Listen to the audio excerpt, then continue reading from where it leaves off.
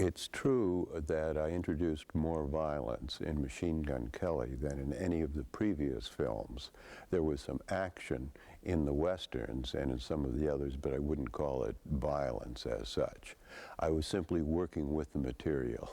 Gangsters were violent, therefore if I made a gangster film, the film was going to be violent. I chose to work with dreams. I had been studying Freudian psychology and understood at least a little bit of the concept of symbolism within dreams. And I thought one way to break through the outer shell of Kelly and to show what he felt inside was to do a dream sequence which would indicate his inner emotions.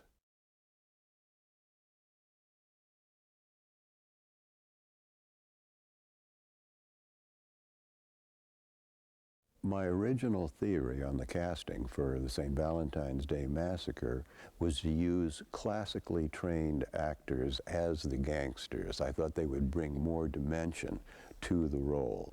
So I told the studio I wanted Orson Welles for Al Capone and Jason Robards for his Irish rival Bugs Moran. And at first they said yes, and then they called me in and said, look, you've only done one picture before this for a major studio, and we will tell you that it is impossible to work with Orson Welles. He will never take direction from anybody.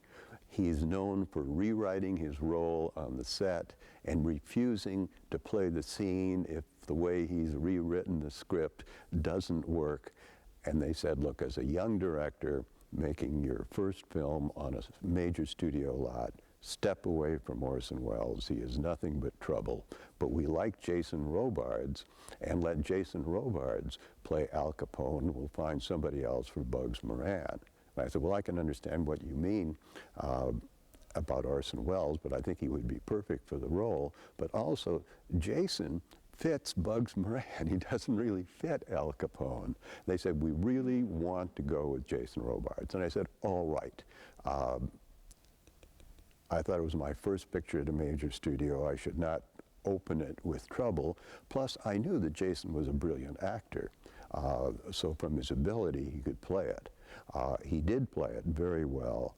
And I've forgotten who we brought in for Bugs Moran, but the film came off quite well and was successful. And I met Orson a few years later, and we were talking, and I mentioned to him that I'd always wanted him to play Al Capone, and he said, I would have loved to play Al Capone.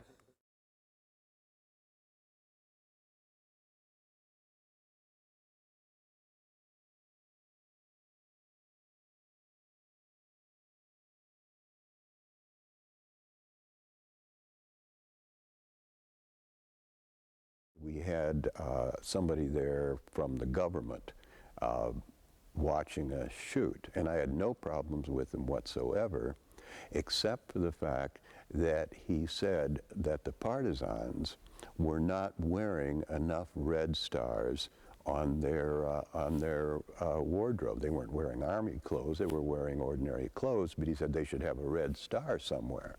And I said, look, if I were a member of the underground army, in a country occupied by Hitler, the last thing in the world I would do would be to put a red star on my jacket.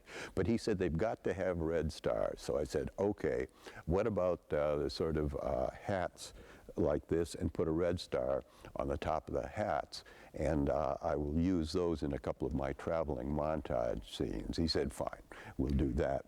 Again, he didn't really know anything about motion pictures.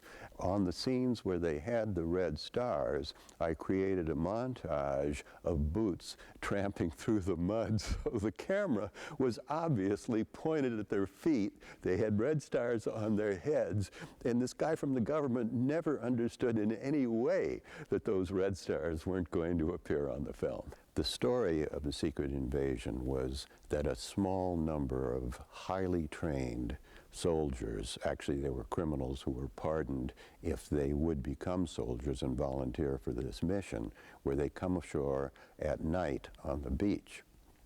The best looking beach was a very popular beach where there were a lot of people. And I discussed this with the Yugoslavian production manager. And he said, there's no problem. We're shooting at night, and I'll simply have everybody cleared a little bit early so we can set up our equipment on the beach and be ready to shoot as soon as it turns dark.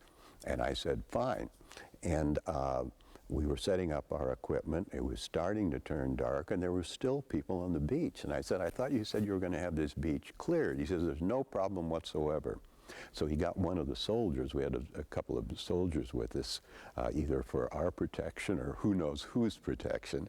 And the guy went back to the truck, got a rifle, and started shooting on the beach. You've never seen people get off a beach so fast. And I thought, this guy would be a great production manager in Hollywood, but he'd have to change his technique a little bit.